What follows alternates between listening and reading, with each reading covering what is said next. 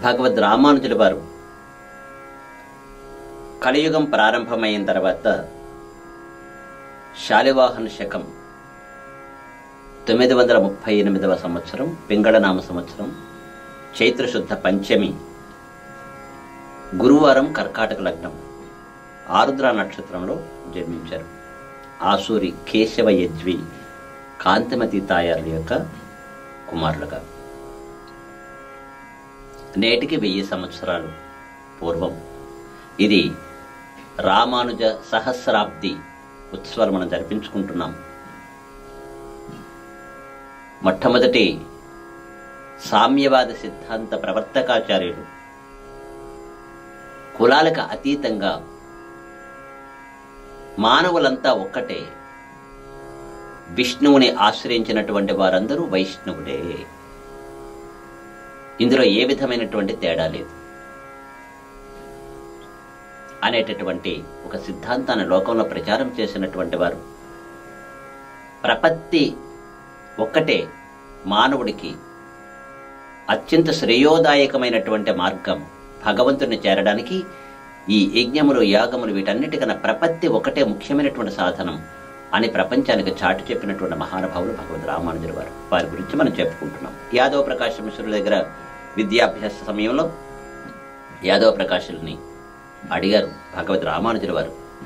వారికి తిరుమంజన కైంకర్యం అంటే స్నానానికి సంబంధించి ఈ నలుగు పెట్టడం ఇదంతా కూడా చేస్తూ అడిగారు. యథా కప్యాసం పుండరీకమేవ అక్షిణి. దీనికి అర్థం తాత్పర్యం అనుగ్రహించమని అక్కడే మనం చెప్పుకుంటూ ఆగాం. గత ఎపిసోడ్ యాదవ్ ప్రకాశుడు చెప్పారు, ఏముందాయా పరమాత్మ శ్రీమన్నారాయణుడు అని మనం చెప్పుకుంటున్నాం కదా, ఆయన ఎలా ఉంటాడు, ఎంత అందంగా ఉంటాడు అంటే కప్యాసం, కపి అంటే కోతి, ఆసం అంటే పిర్ర, దాని యొక్క ముటి ప్రక్కనే అది ఇటు అటు తిరగడం వల్ల ఎర్రగా ఉంటుంది కదా, అలా ఉండేటటువంటి ఒక ఎర్రనైన కనులు కలవాడు. అలాగే పుండరీకం అంటే ఎర్ర కలువ, దాని వంటి కనులు కలవాడు అంటే దాని అర్థం నారాయణ. ఏడుపు వచ్చింది రామానుజుల వారికి. అయ్యయ్యో, స్వామివారి యొక్క సౌందర్యాన్ని కోతి పిర్రతో పోలుస్తారా, ఎంత దుర్మార్గం. భగవద్భక్తులైనటువంటి వారు వైష్ణవులు ఇతరులు చేసినటువంటి దురాగతాలను చూస్తూ బాధపడుతున్నారే కానీ తిరగపడడం అనేది వీళ్ళ స్వభావం లేదు. సాత్విక స్వభావాలు కదా. అనేక సంవత్సరాలుగా శ్రీ వైష్ణవ సంప్రదాయం అనేకమైనటువంటి అవమానాలకు లోనవుతూ కూడా భరిస్తున్నారు. ఒక విధంగా చెప్పాలంటే భరిస్తున్నారు. ఎన్నెన్ని దురాగతాలో లెక్క పెట్టలేనివి ఇన్ని దురాగతాలను భరిస్తూ వస్తున్నారు శ్రీ వైష్ణవ సంప్రదాయ నిష్ఠులైనటువంటి వారు. అవన్నీ చెప్పకూడదు. ఈరోజు ఎంత దుర్మార్గంగా వర్ణిస్తారు రాముడిని. అసలు చెడ్డవాడని రాముడిని చెడ్డవాడు, కృష్ణుడిని చెడ్డవాడని కృష్ణుడిని, రాముడిని, వీళ్ళందరినీ ఒక వేరొక రూపంగా చూపించినటువంటి వారు ఎవరండి అంటే అన్యమతస్థులు కాదండి, మన దేశంలో పుట్టి హిందువులమని చెప్పుకునేటటువంటి కొంతమందే. అందరూ నేను అనలేము. కొంతమంది దీనికి ఏమైనా సమాధానం చెబితే పాప ఏడుస్తారు, గోల చేస్తారు. నోరుంది కదా, బహుశా వాళ్ళు రాక్షసాంశతో పుడతారేమో అలాంటి వాళ్ళు. వాళ్ళకి రావణాసురుడు దేవుడు, కంసుడు చాలా గొప్పవాడు వాళ్ళ దృష్టిలో, దుర్యోధనుడు మహానుభావుడు వాళ్ళ దృష్టిలో. ఇలాంటి ఒక వర్గం ఉన్నది మనలో. ఎవరినో అన్యమతస్థులను కాదు మనం నిందించాల్సింది. ఇలాంటి వాళ్ళు మన మతంలోనే ఉన్నారు. ఒకసారి హిందూ మతంలోనే ఉన్నారు. ఆలోచించండి. వీళ్ళని ముందు ఏరేయాలి. ఇక్కడుండే దేవాలయాల మీద వాళ్ళకి వేరొక దృష్టి. ఆదాయం ఎక్కువైతే ఆ దేవాలయం మాదే, ఎలాగోలా దాన్ని మార్చారు. పోనీ అలాగే ఆరాధన సక్రమంగా నేర్చుకుని చేస్తారంటే అలా లేదండి. అదొక ఆదాయ వనరుగా చూస్తారు, కానీ అది తమ ఆస్తి అనుకుంటారు. కానీ అక్కడ చేయవలసిన నిత్య కైంకర్యాలు మాత్రం సరిగ్గా ఉండవు. ఇలాంటి ఒక వర్గం తయారైంది. అది ఎవరని మన పేరు చెప్పక్కర్లా, అది ఎప్పటి నుంచో ఉంది ఇక్కడ. మేమే ఉన్నత కులస్తులమని చెబుతూ ఉంటారు పైగా మళ్ళీ వాళ్ళు. ఇలాగా భగవంతుడి విషయంలో ఇలా మాట్లాడితే ఎంత కష్టంగా ఉంటుందండి. రామానుజుల వారికి కష్టం అనిపించింది మనస్సుకి. ఏడ్చేశారు ఆయన. ఏమయ్య ఎందుకు ఏడుస్తున్నావు? స్వామి అలా చెప్తారా? అంత నీచంగా? మీరు గురువులు, బ్రాహ్మణులు, ఒక ఉత్తమ ఆచార్య స్థానంలో ఉన్నారు. మీరు ఇలాంటి వాళ్ళు ఇలా చెప్పొచ్చా? మరి ఉన్నది అలాగే చెప్తామయ్యా, ఉన్నది ఉన్నట్టు చెప్పకపోతే ఎలాగా? అది కాదు కదా అర్థం. నీకు తెలుసా? చెప్తాను నేను. చెప్పు చూద్దాం.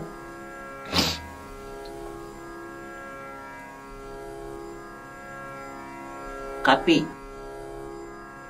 కం పిబతి ఇది కపి. సంస్కృత పదాన్ని ఎక్కడెక్కడ వాడేటప్పుడు ఆయా సందర్భాన్ని బట్టి దాని అర్థం చెప్పాలి. వెళ్ళాడండి అంటే ఎవరు వెళ్ళారు? ఎవరి విషయంలో మాట్లాడుతున్నాం? వారు వెళ్ళాడని. మన తెలుగులో కూడా కొన్ని పదాలకి సందర్భోచితంగా అర్థాలు మారిపోతాయి. కపి అనే పదానికి అర్థం ఏంటి? ఇంగ్లీష్లోనే అంతే, ఏ భాషలోనైనా సందర్భాన్ని బట్టి కొన్ని పదాలకు అర్థాలు మారిపోతాయి. ఒక సంస్కృతమే కాదు. కపి అనే పదానికి అర్థం ఏమిటి? కం పిబతి ఇది కపి, నీటిని త్రాగేది అని అర్థం. దానిపైన ఉన్నటువంటి ఆసం, దాని మీద కూర్చున్నటువంటిది, ఆసనముగా కలది. కపిని ఆసనముగా కలది కప్యాసం. అదేమిటి? పుండరీకం, కలువ. నీరు పూర్ణంగా ఉంది, ఆ నీటిలో కింద నుంచి ఒక కాడ ఉంది, నీరుని తాగుతూ ఉంది. అది దాని మీద ఉన్నది పుండరీకం. అంటే కలువని బయటకు తీసేసిన తర్వాత వాడిపోతుంది, తామర బయటకు తీస్తే వాడుతుంది, కానీ లోపల ఉన్నది నీటిలో ఎంత నవనవలాడుతుందండి, ఎంత తేజవంతంగా ఉంటుందండి, ఎంత స్పృహణీయంగా ఉంటుందండి. అలా పుండరీకము వంటి అక్షి కనులు కలవాడు పరమాత్మ. ఆ పుండరీకం ఎక్కడుంది? నీటిలో ఉంది, నీటిలో ఉన్న కాడ మీద ఉన్నది. ఇలా అర్థం చెప్పుకోవాలి దానికి. అంతేగాని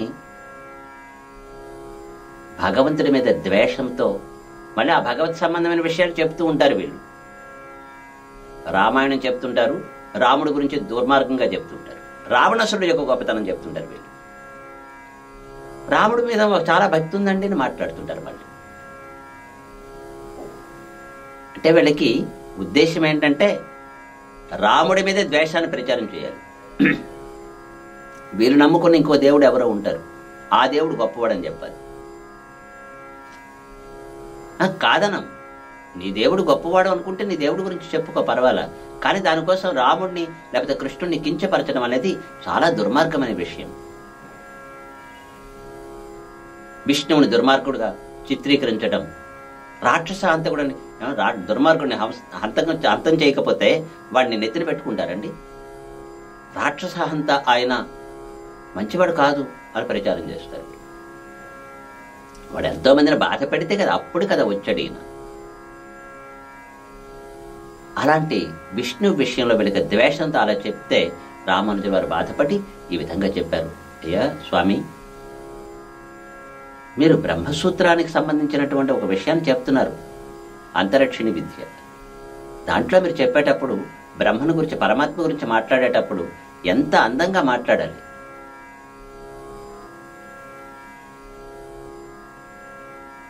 నీటిలో ఉన్నటువంటి కాడ మీద, ఆ కాడ మీద ఉండేటటువంటి పద్మము ఎంత తేజోవంతంగా, ఎంత స్పృహణీయంగా, ఎంత నవ్యముగా ఉంటుందో అంత చక్కగా ఉండేటటువంటి కనులు కలవాడు పరమాత్మ. ఇలా భగవద్ రామానుజుల వారు చెప్తుండేసరికి తక్కిన శిష్యులు కూడా ఉన్నారు. వాళ్ళు లోపల ఉన్నది ఇది ఇలా చెప్తున్నారే ఈయన అని వాళ్ళకి లోపల బాధగా ఉంది, కానీ ఎదిరించలేరు. భగవద్ రామానుజుల వారు అలాంటి వారు కాదుగా. వారు కారణ జన్ములు. ఎప్పుడైతే ఇలా చెప్పారో అందరి ముఖాలు ఒకసారి వికసించాయి. చూశారు యాదవ ప్రకాశ్ మిశ్రులు, ఓ ఈ విషయాన్ని అందరూ కూడా ఇష్టపడుతున్నారు అంటే రామానుజులకు బలం పెరుగుతోంది. ఎలాగైనా రామానుజుల వారిని అంతమొందించాలి, లేకపోతే నా గురుత్వానికే ఆటంకం ఏర్పడేటట్టుగా ఉంది. దుర్మార్గులైనటువంటి గురువులు ఇలాగే ఉంటారండి. వాడికి చేత కాదు, ఎవరైనా చెబితే వాడిని ఎలాగైనా అంతమొందించాలి. నేను పండితుడిని అనిపించుకోవాలి. పాండిత్యం అభివృద్ధి చెందాలని కోరు వీడు పండితుడిని అనిపించుకోవాలని కోరిక. రామానుజుల వారిని అంతమొందించడానికి అనుకున్నారట. ఎలాగైనా రామానుజుల వారిని బ్రతకనివ్వకూడదు. కానీ అది లోపలే ఉంది మనస్సులో. ఏం చేయాలి? ఇక్కడ చేస్తే అందరికి తెలిసిపోతుందే కనుక ఎక్కడికని తీసుకువెళ్ళి అక్కడ మాయోపాయంగా చంపించేద్దాం అని చెప్పి భగవద్ రామానుజుల వారిని చంపడానికి ఒక ఉపాయం ఆలోచించారట ఆయన. కాశీ యాత్ర అని. మనం అందరం కాశీకి వెళదామయ్యా, గంగానదిలో స్నానం చేసి విశ్వేశ్వరుని దర్శించుకొని వద్దాం. బయలుదేరారు. అక్కడ గంగానదిలో ముంచేటట్టుగా చేసి ఎవరినో ఒకరిని పురమాయించి ఈ పిల్లవాడిని కాళ్ళు పట్టుకొని లోపలికి తీసుకెళ్లి ముంచేరా అంటే ఇప్పుడు ముంచేస్తారు కదా, అలా చచ్చిపోతాడు వీడు అనుకున్నారు. తగిన ఏర్పాట్లన్నీ చేసుకున్నారు, బయలుదేరారు.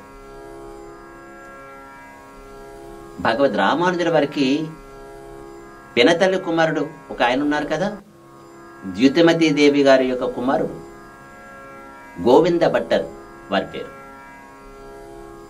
ఆయన కూడా ఇక్కడే చదువుతున్నారు. అయితే కొద్దిగా అన్నదమ్ములు అనేటటువంటి ప్రీతి ఉంది, కానీ బయటకు అంతగా ప్రచారం కాలేదు, తెలియదు ఎవరికి. సరే ప్రయాణం చేస్తుండగా ఎక్కడో కాస్త వాళ్ళు మాట్లాడుకుంటున్నారు. ఈ గోవింద భట్టరు రామానుజుల వారికి పినతల్లి కుమారుడని పెద్దగా తెలియదు ఎవరికి. ఆ కారణం చేత వారి దగ్గర కూడా ఈ విషయం ప్రస్తావన వచ్చింది. రామానుజుల వారు కాశీయాత్ర నుంచి మళ్ళీ తిరిగి రారు, ఈ రామానుజులను అక్కడే మన గురువు గారు సంహరించాలని అనుకుంటున్నారు.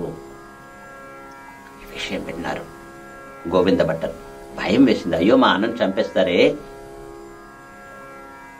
అప్పటికే కంచి దాటి చాలా దూరం, కొన్ని కిలోమీటర్లు, కొన్ని మైళ్ళు దూరం వెళ్ళిపోయారు. అడవి ప్రాంతం అదంతా. పూర్వం అంతా కూడా అడవులు ఎక్కువ ఉండేవి, అక్కడక్కడ నగరాలు ఉండేవి. ఆ అడవి ప్రాంతంలో ఎక్కడో ఆ రాత్రి విడిది చేశారు. అందరూ నిద్రపోతున్నారు. రామానుజుల వారి పక్కకి గోవింద భట్టర్ వచ్చి పడుకున్నారు. అందరూ పడుకున్నారని నిర్ణయం అయిన తర్వాత గోవింద భట్టరు మెల్లగా రామానుజుల వారిని లేపారు. అన్నా అలా బయటికి వెళ్ళొద్దాం, నాకు తోడు రావా.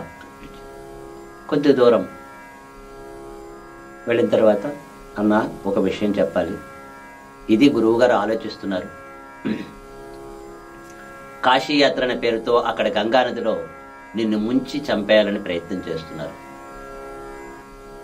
ఎలాగైనా నువ్వు ఇక్కడి నుంచి తప్పించుకుంటే మంచిది. ఎందుకంటే శరీరం ఆద్యం ఖలు ధర్మ సాధనం. శత్రువు చంపేస్తాడని తెలిసి కూడా మనం శత్రువుతో మనం వెళ్ళకూడదు కదా. మనం వచ్చింది దేనికి? ధర్మ స్థాపన కోసం, భగవత్ కైంకర్యం కోసం. అందుకని మరణించడం అనేటటువంటిది, మరణం తనంత తానుగా వస్తే పర్వాలా, ఎవరో స్వయంగా మనకు మరణం కలిగించాలను ప్రయత్నం చేసినప్పుడు ఆపదల నుంచి తప్పించుకోవాల్సిన బాధ్యత మనకు ఉంటుంది. రామానుజుల వారికి చెప్పి ఇద్దరూ వచ్చి పడుకున్నారు, ఏమీ ఎరుగనట్టుగా. సరే అందరూ పడుకున్న తర్వాత కాస్త తెల్లవారుతూ ఉండగా వేకున అందరికన్నా ముందు రామానుజుల వారు లేచి మెల్లగా తన యొక్క మూటని, బట్టలు అవి ఉండేవి, ఒక బట్టలు ఎక్స్ట్రా ఉంటాయి కదా, బ్రహ్మచారులు ఎలాగుంటారండి గురువుగారి దగ్గర చదువుకునేటప్పుడు, కట్టుకున్నది కిందన ఒక వస్త్రం, పైన ఒక వస్త్రం, ఏవో కప్పుకోవడానికి పరుచుకోవడానికి ఒకటి ఒకటి ఉంటాయి. అలాంటి చేత ఇంకోటి ఉంటుంది, అంతే. ఆ మూట పట్టుకొని వెళ్ళడానికి వీలుగా ఉంటుంది. సరే, ఆ మూట పట్టుకొని ఆయన ముందుగా లేచి వెళ్ళిపోయారు. అందరూ లేచి చూసేసరికి రామానుజులు లేరు. ఏమయ్య, రామానుజులు ఏంటి కనిపించడం లేదు? ఏమోనండి. ఆయన దరిదాపుగా అర్ధరాత్రి పూటే లేచి వెళ్ళిపోయారు అక్కడికి దూరంగా. చూసారేనా, ఓ మనం చాలా అడవిలో ఉన్నాం కదా, కీకారణ్యం ఇది, ఇక్కడి నుంచి ఎటుపోతాడు ఆయన? ఏ పులో ఏదో తినేస్తుంది, పోనలే మనం స్వయంగా చంపకుండా ఏ పులు నట్టున పడి ఆయన మరణిస్తాడు, మనకి ఆ ఇబ్బంది ఉండదు, మనకు ఆ పాపం అంటదు అనుకున్నారు యాదవ ప్రకాశ్ మిశ్రుడు. ఆయన కాశీయాత్రకు వెళ్ళిపోయారు. రామానుజుల వారు తప్పించుకున్నారని గోవింద భట్టర్ వారికి ఒక్కరికే తెలుసు, మిగతా ఎవ్వరికీ తెలియదు. తర్వాత రామానుజుల వారు ఆ అడవిలో ప్రయాణం చేస్తున్నారు. ఆయనకు త్రోవ తెలియదు, ఎటు వెళ్లాలో తెలియదు. సూర్యోదయంకు ముందే లేచారు ఆయన, వెళుతున్నారు. కానీ ఎక్కడికి వెళ్లాలో తోవ తెలియక ఆయన పాపం తోవ తప్పిపోయారు. అలా వెళ్ళిపోతూ ఉన్నారు. ముళ్ళ త్రోవ, అరణ్యం, మనుషులు నడిచే త్రోవలా కనిపించడం లేదు. ఎట్నుంచి ఎటు వెళ్లాలో అర్థం కావటం లేదు. దరిదాపుగా మధ్యాహ్నం దాటింది. మధ్యాహ్నం దాటితే ఇంకేంటి, సాయంకాలం వచ్చేస్తుంది. అందులోకి అడవిలోకి చల్లదనం తొందరగా వచ్చేస్తుంది. మళ్ళీ నేను ఈ రాత్రి ఎక్కడ ఉండాలి, ఈ అరణ్యంలో? కొన్ని మానవ సంచారం ఎక్కడ కనిపించడం లేదే అని అనుకుంటున్నారు రామానుజుల వారు. ఇంతలో ఒక అద్భుతం జరిగింది. అలా వెళుతున్నటువంటి రామానుజుల వారికి ఇద్దరు కోయ దంపతులు కనిపించారు. కోయ వాళ్ళు గిరిజనులు. వాళ్ళు అలాగా త్రోవంట ఇద్దరు వస్తున్నారు, భార్యాభర్త. ఈ పిల్లవాడు చూశాడు, అమ్మయ్య మానవులు కనిపించారు, చాలు అనుకున్నారు. అక్కడికి వెళ్ళి, ఏమండి నేను త్రోవ తప్పిపోయాను, మా ఊరు వెళ్ళాలి అని అడిగాను. ఏ ఊరు మీది? మాది కాంచీపురం అండి, నేను అటు వెళ్ళాలి, మీరు ఎక్కడైనా గూడెం దగ్గరికి తీసుకువెళ్తే ఆ రాత్రి అక్కడ ఉండి ఆ తర్వాత ఎవరి ద్వారానైనా మా ఊరు నేను వెళ్ళిపోతానండి. అక్కర్లేదు, మేము కూడా కాంచీపురం వెళ్తున్నాం, మనం కాంచీపురంకి దగ్గరలోనే ఉన్నాం, మాతో పాటు రా, మేము తీసుకువెళ్తాం అన్నారు ఆ కోయ దంపతులు ఇద్దరు కూడా. అమ్మయ్య బ్రతుకు జీవుడా, ప్రమాదం నుంచి బయటపడ్డాం. కాంచీపురం చేరుకుంటే అక్కడి నుంచి ఎలాగో ఒకలాగా మా కుటుంబంలో మనవులు కలుస్తాం, మన ఊరు కదా. ఇక్కడ మా అమ్మ, భార్య, వీళ్ళందరూ అప్పటికే నాన్నగారు స్వర్గస్థులయ్యారు, పరమపదాన్ని చేరుకున్నారు వారు, కేశవ యజ్వి గారు. తర్వాత కాంతిమతి అమ్మవారు కూడా కొంతకాలం అయిన తర్వాత వారు కూడా కాలం చేసేశారు, పెరుమాళ దగ్గర సన్నిధికి చేరుకున్నారు. భార్య తర్వాత అంటే అప్పటికి ఇంకా తల్లిగారు ఉన్నారు, అమ్మగారు కాంతిమతి అమ్మవారు. మా అమ్మగారిని, నా భార్యని కలుసుకోవచ్చు అనుకుని ధైర్యపడ్డారు ఆయన. సరే బయలుదేరి ఈ కోయ దంపతుల వెనక కాంచీపురానికి వస్తున్నారు. వారిద్దరూ చూస్తుంటే ఆనందంగా ఉంది, ఈయనకి నమ్మకంగా ఉంది. అమ్మయ్య నాకు ఒక ఆధారం దొరికిందే. అలా వస్తూ ఉండగా కాంచీపురం చేరారు. అంటే భగవద్ రామానుజుల వారి అవతార స్థలమే అది, వారి జన్మస్థలమే. అంటే పెద్ద ఊరు కదా, ఇప్పుడు పెద్ద టౌన్ అయ్యింది. అంటే అక్కడ చిన్న చిన్న పల్లెల్లాగా అలాగలాగా ఉంటాయి.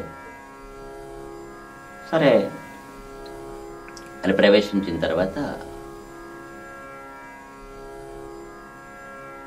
భగవద్ రామానుజుల వారిని ఆ కోయ దంపతులు ఇద్దరు అడిగారు, ఏమయ్యా మనం ఇక్కడికి ఈ దేవాలయం దగ్గరకు వచ్చాం, మేము ఆ అరుగు మీద కూర్చుంటాం, మాకు కాస్త నీళ్లు తీసుకొస్తావా అని అడిగారు. ఓ తప్పనిసరిగా తీసుకొస్తానండి, అయితే ఇదిగో ఈ చెంబు తీసుకువెళ్ళు, ఈ చెంబుతో నీళ్లు తీసుకురా అని వచ్చిన కడవ లాంటిది పెద్దది ఇచ్చారు. ఆయన వెళ్ళారు నీళ్లు తీసుకురావడానికి. ఈ రామానుజులు చిన్న పిల్లాడు, ఆయన అప్పటికి ఇంకా పెద్ద వయస్సేం కాదు. వెళ్ళి అక్కడ ప్రక్కనే ఉండేటటువంటి కొలంలో ఆ జలాన్ని స్వీకరించి వచ్చారు, వీళ్ళకి ఇద్దాం కదా అని. వస్తూ ఉంటే వాళ్ళిద్దరూ లేచి అలా గుడి లోపలికి వెళ్ళారు. వాళ్ళ గుడి లోపలికి ఏదో చూడడానికి వెళ్తున్నారు కదా అనుకుని వాళ్ళ వెనకతల ఈయన కూడా లోపల ప్రవేశించాడు. లోపలికి వెళుతూ ఉండగా వాళ్ళు వెళుతున్నారు, ఈ వెనకతలు వెళుతున్నాడు.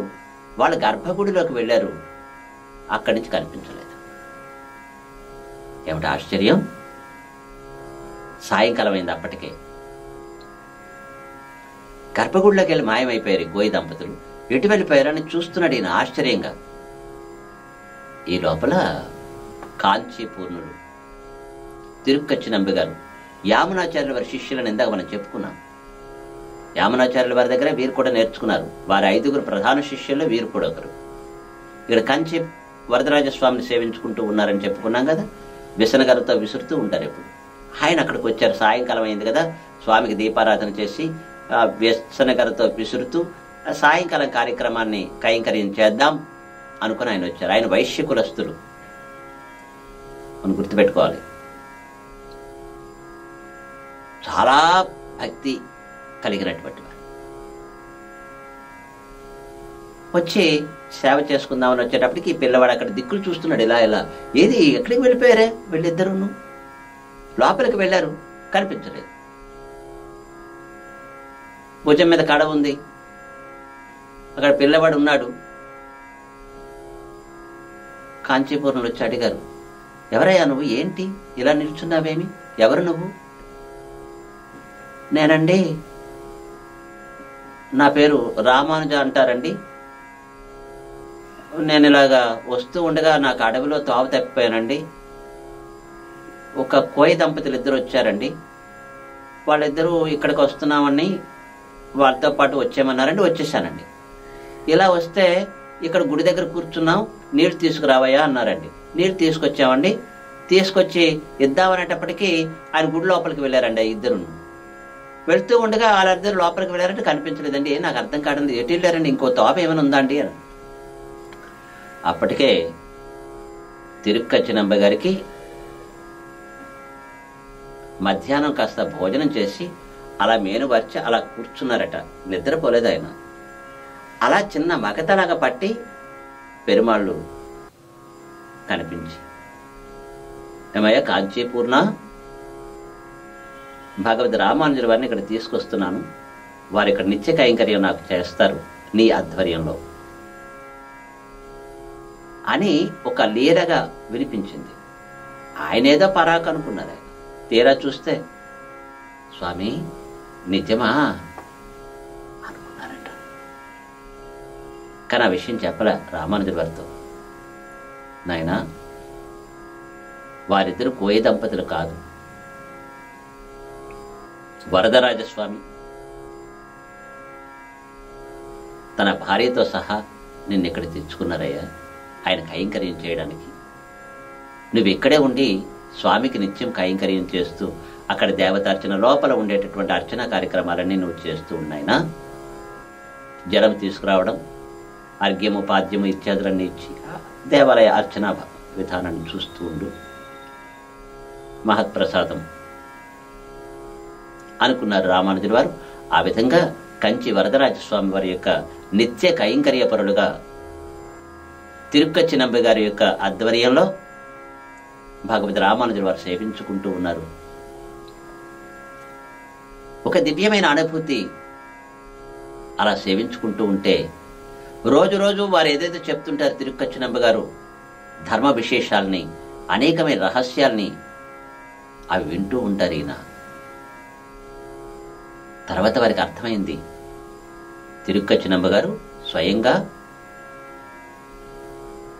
ఈ వరదరాజస్వామితో మాట్లాడుతుంటారు అని.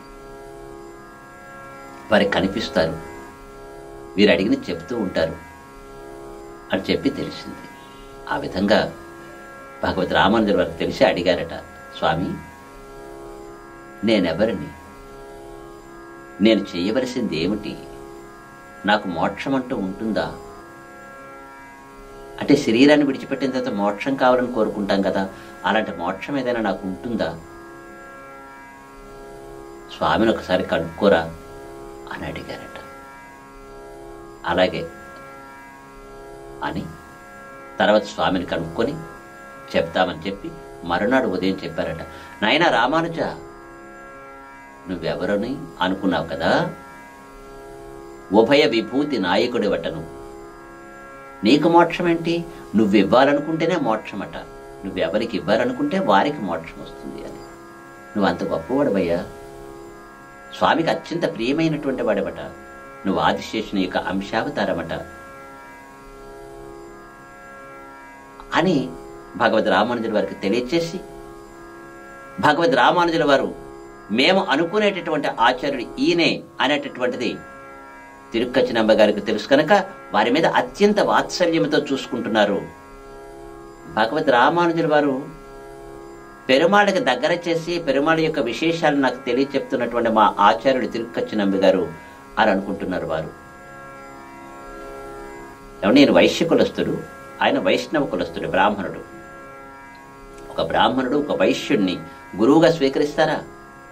ఇప్పుడైతే ఏమో తెలియదు నాకు, కానీ ఇప్పుడు ఉన్నారు. వైష్ణవంలో ఈ భేదం లేదండి ఎప్పుడు కూడా. బ్రాహ్మణుడికైతేనే భేదం ఉంటుందేమో, కానీ బ్రాహ్మణుల్లో ఒక తెగ వైష్ణవులు, వీళ్ళకి ఆ భేదమే లేదు. ఎవరి దగ్గర జ్ఞానము ఉంటే వారిని గురువుగా స్వీకరిస్తారు. తిరుక్కచ్చినంబ గారిని గురువుగా స్వీకరించి నిత్యం అలా భావిస్తూ ఉండేవారు వీరు.